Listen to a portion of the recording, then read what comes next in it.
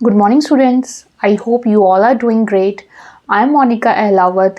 Welcome to my channel Level Up Psychology. We are doing here first chapter of class 12 psychology, which is variations in psychological attributes. Okay, and last class में हमने culture and intelligence को समझा था. आज हम करेंगे intelligence particularly from Indian tradition or Indian culture point of view. Okay, so let's start with the topic today, which is intelligence in the Indian tradition.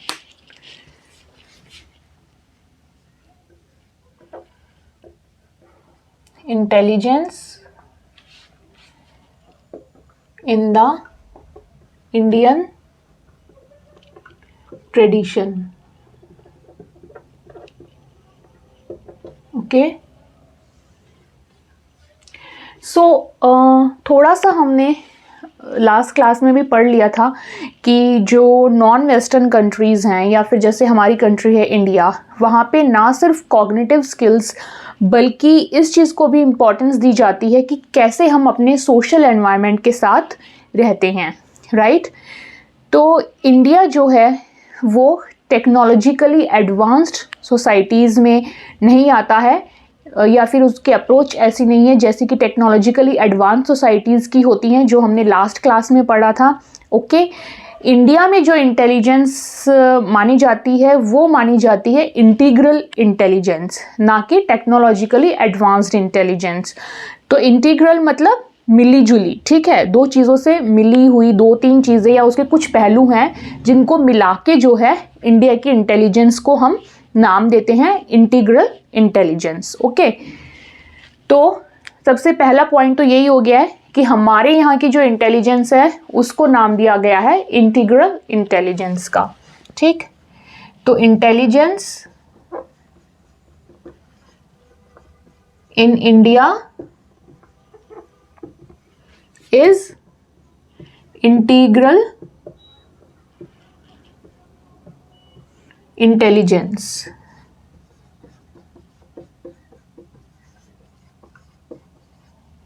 Okay, next क्या है कि इसमें जो कॉग्निटिव स्किल्स हैं वो तो आते ही आते हैं, साथ में connectivity with the social and world environment. Okay, integral intelligence के अंडर आपके connectivity with the social and world environment,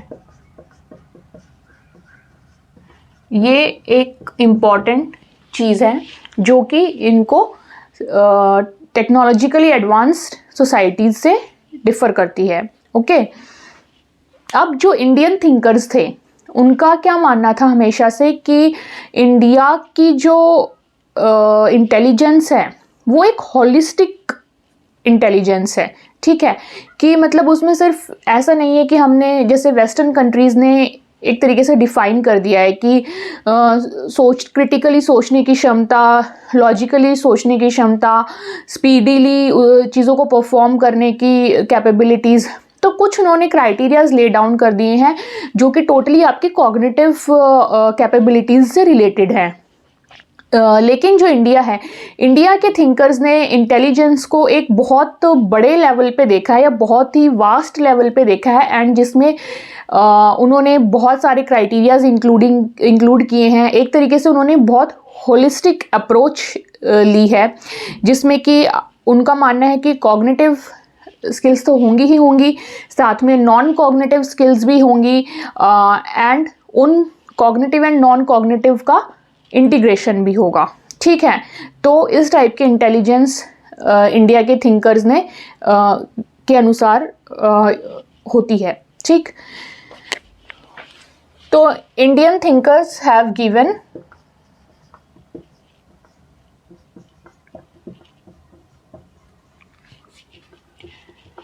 given a holistic perspective. ठीक है, होलिस्टिक मतलब सब कुछ मिला जुला के, overall holistic perspective of intelligence, जिसमें कि आपके क्या है, cognitive skills, non cognitive skills होती हैं बराबर में, एंड साथ के साथ इन दोनों का इंटीग्रेशन भी होता है। Where cognitive skills are as important as non cognitive skills, ठीक है। Where you can say both cognitive and non cognitive skills are important, and then उनका इंटीग्रेशन भी, ठीक है। ऐसा नहीं है कि ये अलग अलग रोल प्ले करती हैं, हर जगह इन दोनों का महत्व है एंड साथ में इन दोनों का इंटीग्रेशन भी है। Cognitive, non cognitive skills and their integration exists, ठीक है। तो Indian thinkers have given a holistic perspective of intelligence where both cognitive, non cognitive skills and their integration exist, ठीक है। तो इसको आप अपने टर्म्स में भी लिख सकते हैं, लेकिन आपको चीज़ समझ आनी चाहिए कि इंडिया की जो होलिस्टिक अप्रोच है इंटेलिजेंस को डिफाइन करने की, उसमें आपके कॉग्निशन से रिलेटेड, नॉन कॉग्निशन से रिलेटेड चीज़ें आती हैं एंड उनका इंटीग्रेशन भी आता है कि आपस में वो चीज़ें कैसे एग्जिस्ट करती हैं, ठीक है। तो ये थोड़ी सी डेफिनेशन या डिस्क्रिप्शन टाइप है इंटेलिजेंस की। उसके बाद आप इसका क्विक स्नैपशॉट ले लो, देन हम नेक्स्ट करते हैं।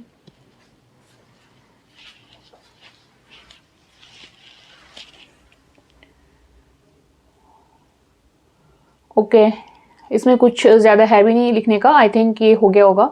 I will remove it now.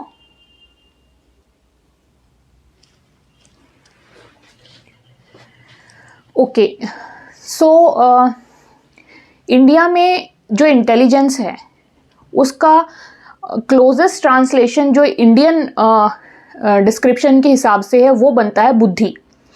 As it is intelligence का ट्रांसलेशन इंडिया में नहीं होगा, क्योंकि सेम डेफिनेशन नहीं है। इंडिया का पर्सपेक्टिव इंटेलिजेंस को लेके बहुत डिफरेंट है, तो इसलिए हम कह सकते हैं कि closest translation of intelligence in Indian tradition is बुद्धि, ठीक है। ये वर्ड आप हम सब ने सुना है। तो दिस इज द वर्ड बुद्धि। इसके बारे में हम थोड़ा अभी पढ़ लेंगे, ठीक है।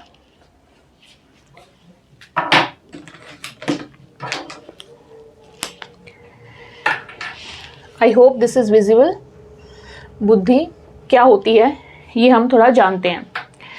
तो बुद्धि जो है उसका जो स्कोप है वो बहुत वास्ट है, परवेजिव स्कोप है than the western concept of intelligence. ये हम बहुत बारी बोल भी चुके हैं, ठीक है। तो सबसे पहली जो स्टेटमेंट है वहाँ वो तो यही बनती है कि buddhi is more pervasive in scope than the western concept of intelligence.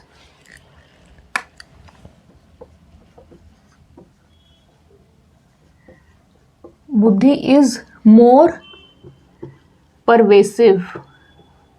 Pervasive means बहुत फैलाव है उसका, ठीक है, बहुत फैली हुई है। इन स्कोप काफ़ी अलग अलग जगह से उसके डेफिनेशंस है, या काफ़ी स्कोप है बुद्धि को डिफाइन करने का as compare to your western concept, as compare to the western concept of intelligence. Okay, intelligence को तो हम छोटे से ही डिफाइन कर लेते हैं दो चार चीज़ों से, लेकिन जो बुद्धि है उसकी डेफिनेशन बहुत वास्ट है, उसमें बहुत सारी चीज़ें इंक्लूड होती हैं, ना सिर्फ कि आपकी cognitive skills, right. And JP Das जो एक बहुत ही फेमस इंडियन साइकोलॉजिस्ट हैं या फिर इंडियन कैनेडियन साइकोलॉजिस्ट हैं हम कह सकते हैं, उन्होंने बुद्धि को थोड़ा डिफाइन किया है, उसके बारे में डिस्क्राइब किया है। वो हम देखते हैं कि उन्होंने क्या कहा है। ऑलमोस्ट सबकी सेम डेफिनेशन, सेम चीज़ें आएंगी कि सिर्फ कॉग्निटिव स्किल्स नहीं होती, उसमें बहुत सारी चीज़ें भी होती है। पूरे चैप्टर में ओवरऑल यही हमें एक बात समझनी है, but in different different types, ठीक है। तो जेपी दास ने क्या बोला कि कॉग्निटिव कॉम्पिटेंस तो होती ही होती है हमारे यहाँ बुद्धि में, जैसे कि उसमें आ जाता है आपका प्रॉब्लम सॉल्विंग, नॉलेज, डिस्क्रिमिनेशन, ये सब। इसके साथ साथ बुद्धि में और भी स्किल्स होती हैं, जैसे कि mental effort, determined action, motivation, feelings, ठीक है। तो ये कुछ ऐसी चीज़ें हो गई जो कि इंटरनल हमारे अंदर आती हैं, ठीक है। They are far beyond any logic या थिंकिंग, इस टाइप की चीज़ों से। इन ये जैसे कि फीलिंग्स, इमोशंस, इन सबको भी, ओपिनियंस, इन सबको भी उन्होंने काउंट किया बुद्धि के अंडर ही, ठीक है। तो next is JP Das about बुद्धि। इन्होंने क्या कहा बुद्धि के बारे में कि it is not only cognitive competence,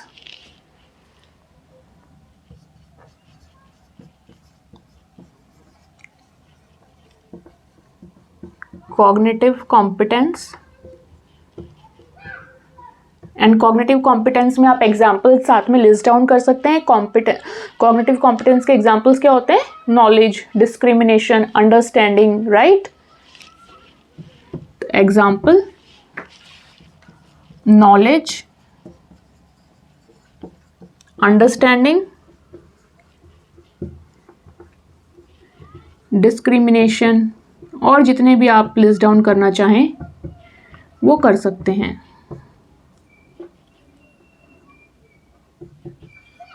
ठीक है।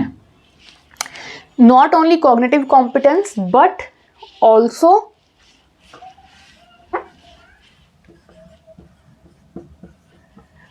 Also the skills such as, और कौन कौन सी स्किल्स होती है उसके अलावा? मेंटल एफर्ट, ठीक है।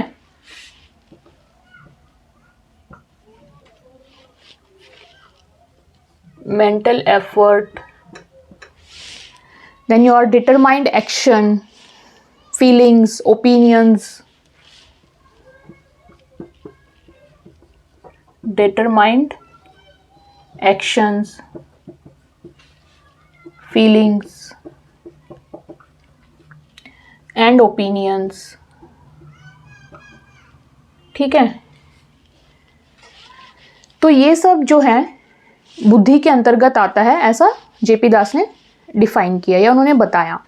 और इन्होंने क्या बोला कि बुद्धि ना सिर्फ ये कि बाहर की ज़िंदगी में कैसे परफॉर्म करना है वो है, बल्कि बुद्धि is also to know about our own self, ठीक है। अपने बारे में जानना भी बुद्धि के अंतर्गत ही आता है, ये भी बुद्धि का ही एक काम है, ठीक है। कि हु एम आई, मैं कौन हूँ, मेरे अंदर जो विचार आ रहे हैं तो वो क्यों आ रहे हैं, अपना जो सेल्फ एनालिसिस हम करते हैं। या फिर जैसे आपने देखा होगा स्पिरिचुअलिटी, इंडिया में स्पिरिचुअलिटी का बहुत ज़्यादा स्कोप है, या फिर यू कैन से कि ट्रेडिशन हमारा स्पिरिचुअलिटी से बहुत ज़्यादा रिलेट करता है। हमारे यहाँ हमेशा से ही कि कितने सेंट्स, गुरुज, ऋषि मुनि हुए हैं जिन्होंने हमेशा इस टाइप की बातें की हैं कि हमें खुद को जानना चाहिए। बाहर की दुनिया को तो ऑफ कोर्स जानना है, परफॉर्म करना है, वहाँ पे compete करना है, लेकिन हमें अपने अंदर भी we should know who we are. अपनी खुद की जानकारी होनी चाहिए, अपने थॉट्स की जानकारी होनी चाहिए कि हमारे अंदर कुछ सेंसेशंस, थॉट्स, आइडियाज़ आ रहे हैं तो वो कहाँ से आ रहे हैं, राइट। तो बुद्धि is the knowledge of one's own self based on conscious, will and desire. ये चीज़ भी जो है इंडियन कंसेप्ट में आती है, ठीक। बुद्धि इज द नॉलेज ऑफ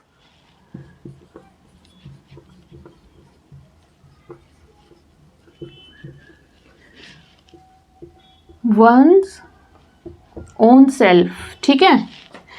इस चीज़ की बात जो है वेस्टर्न कल्चर में नहीं की जाती है कि अपने अंदर को जानना, अपने खुद को जानना इंटेलिजेंस होती है। इस टाइप के बारे में वेस्टर्न कंट्रीज़ में इंटेलिजेंस को रिलेट नहीं किया जाता है। लेकिन हमारी कंट्री में, जिसमें कि बुद्धि एक क्लोजेस्ट ट्रांसलेशन है इंटेलिजेंस का, वहाँ पे ये चीज़ बहुत ज़्यादा महत्व रखती है। ठीक है। And based on conscious, will and desire. ठीक है। अब मतलब क्या हो गया कि हम अपने अंदर को अब खुद को जानते हैं, जानने की कोशिश करते हैं। ये भी हमारे यहाँ बुद्धि का एक रोल होता है हमारी लाइफ में। ठीक है। तो बेस्ड ऑन व्हाट, कॉन्शियस, ये की वर्ड्स हैं यहाँ पे।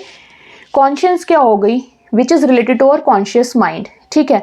विच is related to the logics या कॉग्निटिव कैपेबिलिटीज़। ठीक है। उसके आधार पे भी हमें अपनी नॉलेज होनी ज़रूरी है कि हम क्या क्या कर सकते हैं, क्या क्या नहीं कर सकते हैं। ठीक है। हर किसी को पता होता है ना अपना लेवल की क्या लॉजिकल साउंड करता है, क्या नहीं, प्रैक्टिकली क्या पॉसिबल है, क्या नहीं, या जज करना चीज़ों को, क्या सही है क्या गलत है, ऑल दोज थिंग्स। ठीक है। Will power and desire. ठीक है।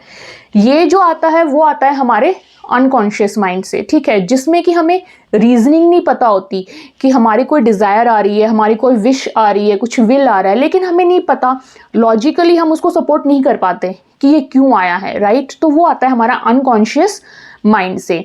तो इसलिए इंडिया में जो बुद्धि है उसमें कॉन्शियस माइंड, अनकॉन्शियस माइंड, हर तरीके से जो है चीज़ को देखने की कोशिश की जाती है। यानी कि बुद्धि को उस पूरे ओवरऑल तरीके से हम यहाँ पे डिफाइन करते हैं। ठीक।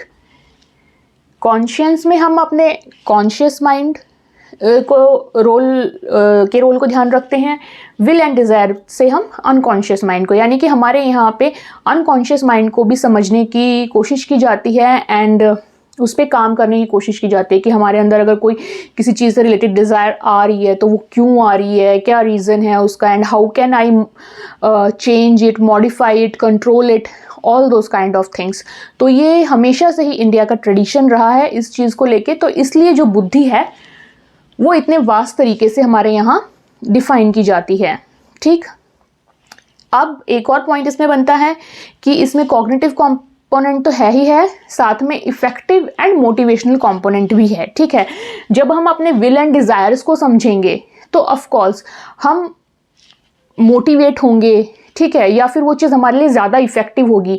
अगर सपोज मेरे अंदर ये डिज़ायर आया आज कि मेरे को आज आपको क्लास देनी है। ठीक है। तो ऑल ऑफ अ सडन अगर ये आया कि मैं आज क्लास रिकॉर्ड करती हूँ, तो उसके पीछे का मैं समझूंगी कि मोटिवेशन क्या है। ठीक है। कि क्लास देने से I will cover one more topic of the syllabus. ठीक। And I will make a good use of my time. तो इन टर्न ये चीज़ मुझे मोटिवेट करेगी। ठीक है। तो अपने डिज़ायर्स को, अपने विल को, विशेस को अगर हम अच्छे से समझेंगे तो वो हमारे लिए एक मोटिवेशनल सपोर्ट का भी काम करती है एंड बहुत इफ़ेक्टिव होती है। ठीक। तो इसलिए हमारे इंटेलिजेंस या बुद्धि जो है वो इतनी वास्ट है कि उसमें कॉग्निटिव स्किल्स तो आती ही आती हैं, सोशल एनवायरनमेंट के साथ कैसे डील करते हैं वो भी आता है, देन हम अपने आप को कैसे समझते हैं वो भी आता है। ठीक है। तो एक तरीके से 3 चीज़ें बुद्धि में आती हैं। ठीक। और वो हमें ना सिर्फ एक अच्छा परफॉर्मर, अच्छा कॉम्पिटेंट पर्सन बनाती है, बल्कि हम अपने आप ही मोटिवेटेड भी रहते हैं एंड बहुत इफ़ेक्टिव हमारी बुद्धि हमारे लिए साबित होती है। ठीक है। तो आपने देखा होगा ये जैसे जो मोटिवेशनल स्पीकर्स है, ये सब चीज़ें हैं, ये सब शुरुआत एक्चुअली में वेस्टर्न कंट्रीज़ से शुरू हुई हैं। हमारे यहाँ अगर आप इतिहास उठा के देखें तो मोटिवेशनल स्पीकर्स नहीं होते थे, बल्कि चीज़ों को समझने वाले लोग होते थे कि क्या चीज़ है, उसका रीज़न क्या है, मुझे ये क्यों करना है, ऑल दोज थिंग्स। बट आज की डेट में ऑफकोर्स बाउंड्रीज मिटती जा रही हैं, तो हमारे यहाँ भी मोटिवेशनल स्पीकर्स बहुत होने लग गए हैं। लेकिन इंडिया का हमेशा से ऐसा ही ट्रेडिशन, ऐसा ही कल्चर रहा है कि हम चीज़ों को समझते थे एंड देन सेल्फ मोटिवेटेड हम लोग रहते थे। ठीक है। या अगर आपका कोई गुरु है जो आपको मोटिवेट कर भी रहा है तो वो not just by saying some few words, बल्कि वो आपको क्लियरली समझाएंगे चीज़ को, देन यू गेट मोटिवेटेड, क्योंकि आपको क्लैरिटी आई है, राइट? नॉट जस्ट कि pumping up somebody with few strong words, ठीक है? तो नेक्स्ट पॉइंट हमारा क्या बनता है कि बुद्धि जो है उसमें कॉग्निटिव, मैं शॉर्ट में लिख रही हूँ, आप इसको सेंटेंस में कन्वर्ट कर लेना। कॉग्निटिव कॉम्पिटेंस तो होती ही है, ठीक है, plus effective and motivational component होता है। सॉरी, कॉग्निटिव कंपोनेंट,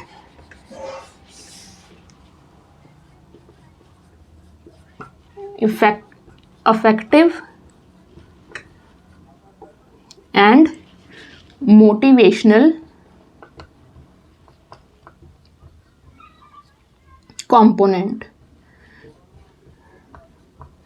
ओके, जब हम खुद को समझेंगे, सोशल एनवायरनमेंट को समझेंगे, अपने आसपास के लोगों को समझेंगे, चीज़ें हमें समझ आएंगी, तो वो बहुत ही इफेक्टिव एंड मोटिवेशनल कंपोनेंट भी है उसमें, ठीक है?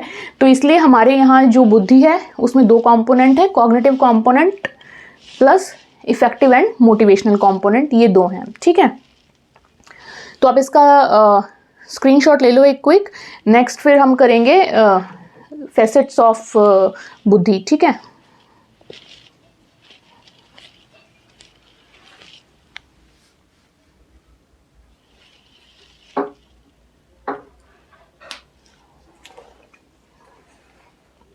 ओके, तो आई थिंक ये हो गया होगा।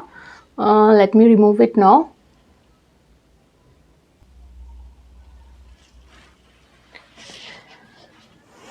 Okay, so next topic is competences identified as facets of intelligence in Indian tradition. अभी देखते हैं ये क्या है, ठीक है? Competences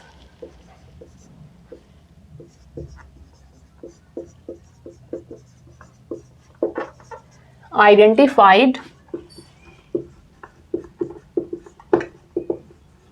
as the facets of intelligence in Indian tradition.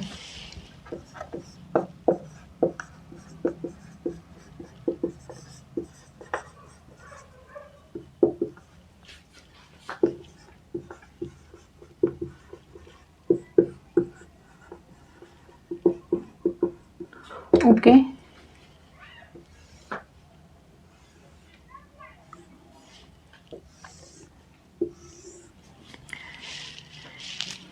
तो इंडियन ट्रेडिशन में जो बुद्धि की हमने डेफिनेशन अभी तक कवर अप की, ठीक है? यानी कि इंडियन ट्रेडिशन में इंटेलिजेंस को क्या समझते हैं, उसके हिसाब से यहाँ 4 प्रकार की कॉम्पिटेंसेस पाई जाती हैं, ठीक है? यानी कि इंडियन इंटेलिजेंस के इतने डिफरेंट फैसेट्स हैं, डिफरेंट पहलू हैं, जिसकी वजह से यहाँ पे जो कॉम्पिटेंसीज होती हैं वो 4 तरीके की होती हैं, ना कि सिर्फ कॉग्निटिव कॉम्पिटेंस, ठीक है?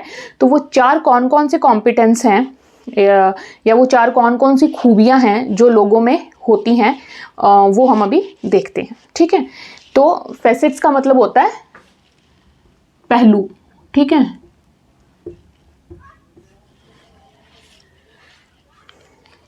अब पहली तो हो गई ऑफ कोर्स कॉग्निटिव कैपेसिटी, ठीक है, जो कि बाय द नेम ही क्लियर है। सो फर्स्ट इज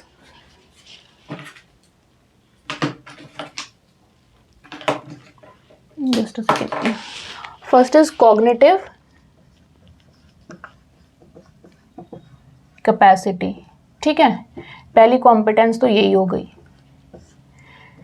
और इसमें अगेन एंड अगेन हम बात कर चुके हैं कि इसमें understanding, thinking logically, problem solving, fast performance, ये सब चीज़ें आती हैं, कम्युनिकेशन, ओके? तो इसमें बहुत ज़्यादा समझाने का कुछ है नहीं, तो हम लिख सकते हैं कॉग्निटिव कैपेसिटी में क्या आता है? Sensitivity to context, sensitivity to context, कि हमें बात समझ आए कि चल क्या रहा है, ठीक है। एक तरीके से सेंसिटिविटी टू कॉन्टेक्स्ट मतलब अंडरस्टैंडिंग ऑफ द पॉइंट और द थिंग या फिर ऑफ द सिनेरियो, ठीक। अंडरस्टैंडिंग, डिस्क्रिमिनेशन, चीज़ों को समझने की क्षमता, ठीक है। डिस्क्रिमिनेट करना आना चाहिए कि क्या किस दो चीज़ों में क्या अंतर है, ठीक है। Discrimination, discrimination,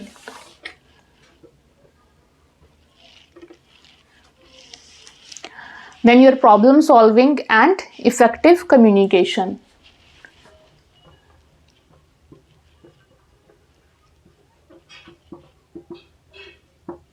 and effective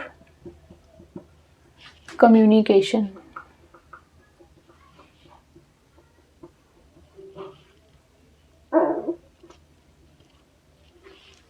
okay, then आता है आपका social competence.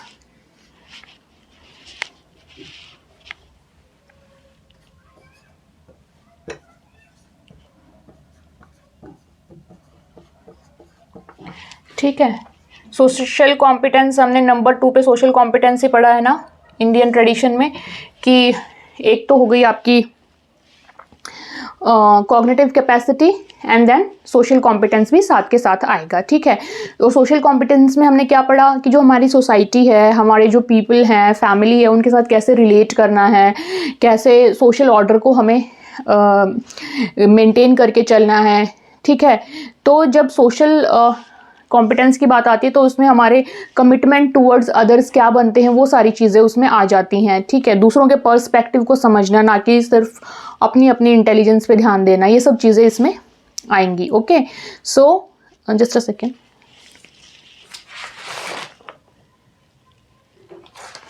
Okay, so respect for social orders, ठीक है। रिस्पेक्ट फॉर सोशल ऑर्डर,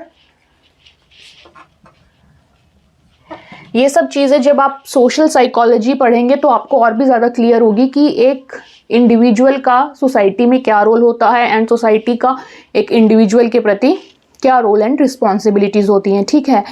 तो जब हमारा एक सोशल ऑर्डर है तो उसके प्रति हमें रिस्पेक्ट करनी चाहिए एंड उसको मेंटेन करना चाहिए। Having said that, it doesn't mean कि अगर कुछ गलत या इररेलेवेंट नॉर्म्स हैं तो उनको फॉलो करें, नो, इट इज़ जस्ट कि अगर एक ग्रुप ऑफ पीपल है जो सोसाइटी कंसिडर किया जा रहा है तो उसमें कैसे तालमेल बैठाना है, ठीक है। तो सोशल ऑर्डर के प्रति respect and commitment to elders, youngers, commitment to elders, youngers, ठीक है। आपने देखा ही होगा हमारा एक डिफरेंट स्टाइल सेट रहता है कि बड़ों से कैसे बात करनी है, छोटों से कैसे बात करनी है, राइट। तो वो सब एक पूरा का पूरा सोसाइटी जब बनती है तो उसमें ये सब चीज़ें धीरे धीरे करके आती रहती हैं and that's how the society is form, ठीक है। एंड द नीडी, ठीक है, commitment to elders, youngers and the needy, ठीक है।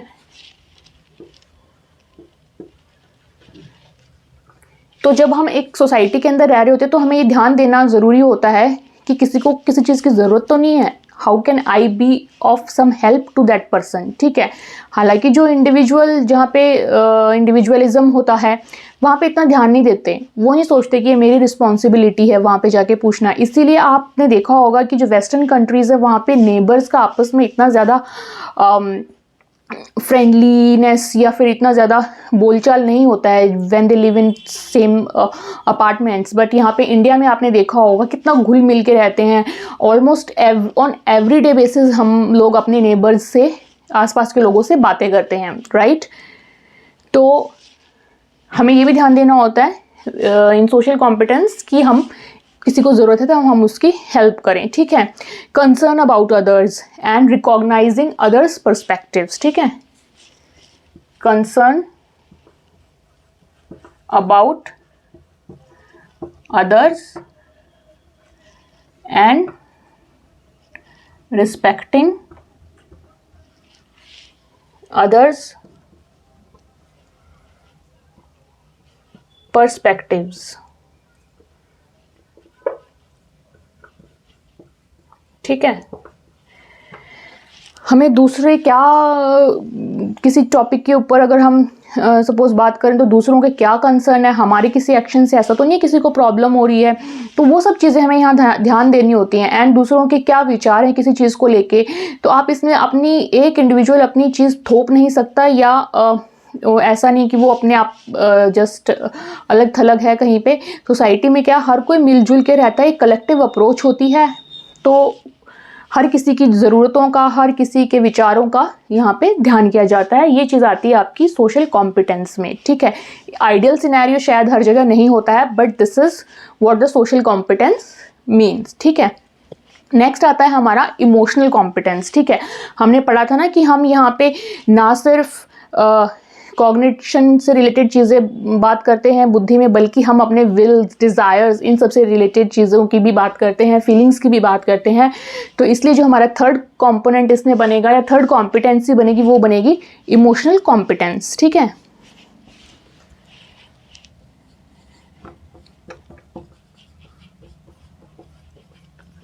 Emotional competence.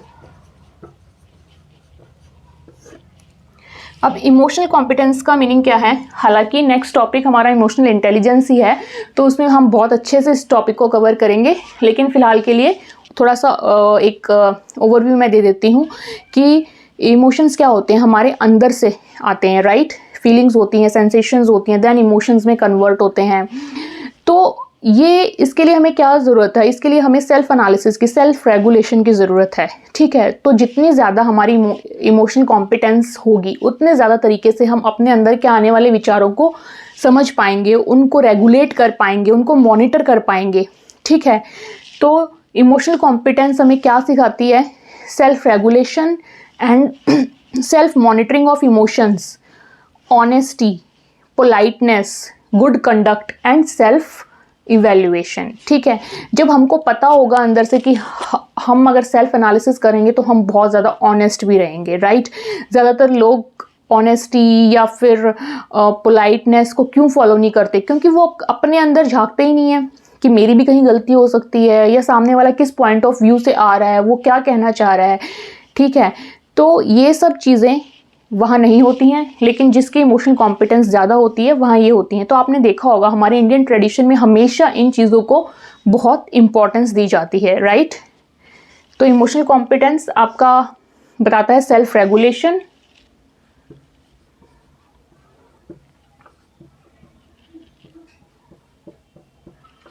And self monitoring, अपने अंदर झांक के देखना कि हम क्या हैं, हम क्या कर रहे हैं, क्यों कर रहे हैं, राइट।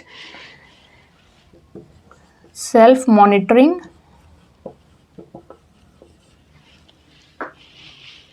ऑफ इमोशंस,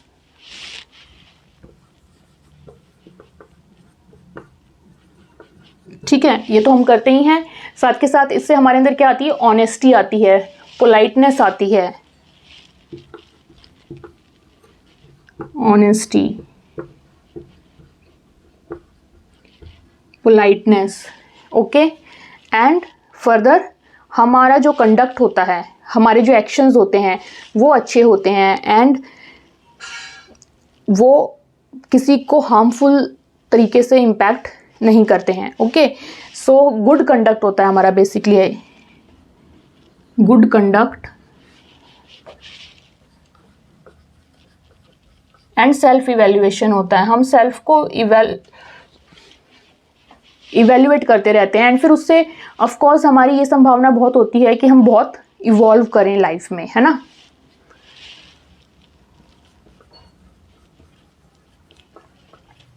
ओके, तो ये हो गया आपका थर्ड। अब फोर्थ जो है वो है आपका एंटरप्रेन्योरियल कॉम्पिटेंस। ठीक है, वो भी कहीं ना कहीं आपके थर्ड पॉइंट से ही, या फिर यू कैन से कि जो सेल्फ एनालिसिस की चीज़ है, या फिर एक होलिस्टिक अप्रोच है, उसी से जुड़ा हुआ पॉइंट है। ठीक है, तो मैं यहाँ मेंशन कर रही हूँ, अगर आपको ये विजिबल ना, मैं समझाऊंगी अभी, विजिबल ना हो तो डोंट वरी, ये लास्ट पॉइंट है आज का। मैं बाद में स्क्रीन को एडजस्ट कर दूंगी जिससे आप स्क्रीनशॉट ले लेना, एंड समझ तो आपको अभी आ ही जाएगा, ठीक है। तो फोर्थ है आपका एंटरप्रेन्योरियल कॉम्पिटेंस, ठीक है। अब एंटरप्रेन्योर कौन होता है? जो कि बिजनेसमैन, ठीक है, उद्योगपति, ठीक, उसको कहते हैं एंटरप्रेन्योर। वो कौन लोग होते हैं? जो कि जिनकी समझ इतनी अच्छी होती है कि उनको पता है कि किस चीज़ की ज़रूरत है। अगर कोई गैप आ रहा है सोसाइटी में, इंडस्ट्री में, कुछ चीज़, किसी चीज़ की ज़रूरत है, तो वो उस चीज़ की कमी पूरी करते हैं, ठीक है। वो बिजनेस लेके आते हैं। जैसे हमारी कंट्री में small business, medium size business, big businesses, कितने सारी चीज़ें आती हैं, ठीक है। तो वो लोग होते हैं जो एंटरप्रेन्योर का काम करते हैं। तो इंडिया में ऐसे कॉम्पिटेंसेस भी हैं, इस टाइप से भी हमारी बुद्धि जो है वो डेवलप हुई होती है। एंड अगर आपको याद हो तो हमारी कंट्री में पहले बहुत पुराने ट्रेडिशन के अनुसार ही वहाँ पे जो हमारे काम के आधार पे जो 4 वर्ग डिवाइडेड थे, उसमें एक सबसे इम्पॉर्टेंट वर्ग आता भी था which was related with the business class and all this kind of things, ठीक है। तो इसमें हमारे यहाँ पे ये चीज़ें बहुत सिखाई जाती हैं कि कॉम्पिटेंस, परसिस्टेंस, पेशेंस, ठीक है, हार्ड वर्क, विजिलेंस। विजिलेंस में क्या है कि आप आइडेंटिफाई करेंगे, केयरफुल रहेंगे कि कुछ डेंजर तो नहीं है। तो इस टाइप की जो चीज़ें होती हैं, या गोल डायरेक्टेड बिहेवियर, तो ये सब चीज़ें जो होती हैं ये यहाँ पे डेवलप होती हैं, या यहाँ पे बुद्धि में इन चीज़ों को भी महत्व दिया जाता है। तो इसलिए यहाँ पे एंटरप्रेन्योरियल कॉम्पिटेंस भी होती है एक फैसेट, ठीक है। तो इसके क्या पॉइंट्स होंगे? इसमें आपका होता है commitment,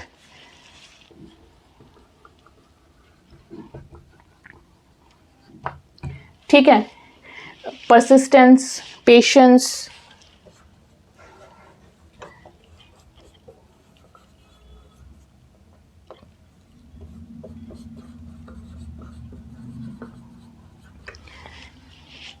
hard work, vigilance,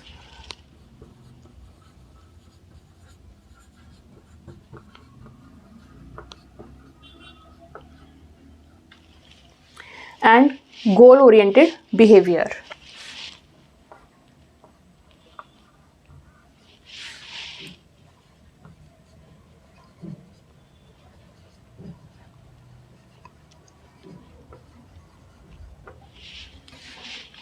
Okay, so commitment से तो आप you know what is commitment, ठीक है, अपनी प्रोमिसेस पे खरे उतरना। परसिस्टेंस यानी कि लगातार कोशिश करते रहना। Patience, right, hard work, you know, vigilance मैंने बता ही दिया कि बहुत केयरफुली विजिलेंट रहना, हमेशा केयरफुल रहना कि कुछ गलत तो नहीं हो रहा है, कहीं कोई डेंजर तो नहीं है, ठीक है। तो उस टाइप की चीज़ें जो आती हैं वो विजिलेंस के अंदर आती है। एंड गोल ओरिएंटेड बिहेवियर कि हमें कुछ टारगेट है उसको अचीव करना है, ओके।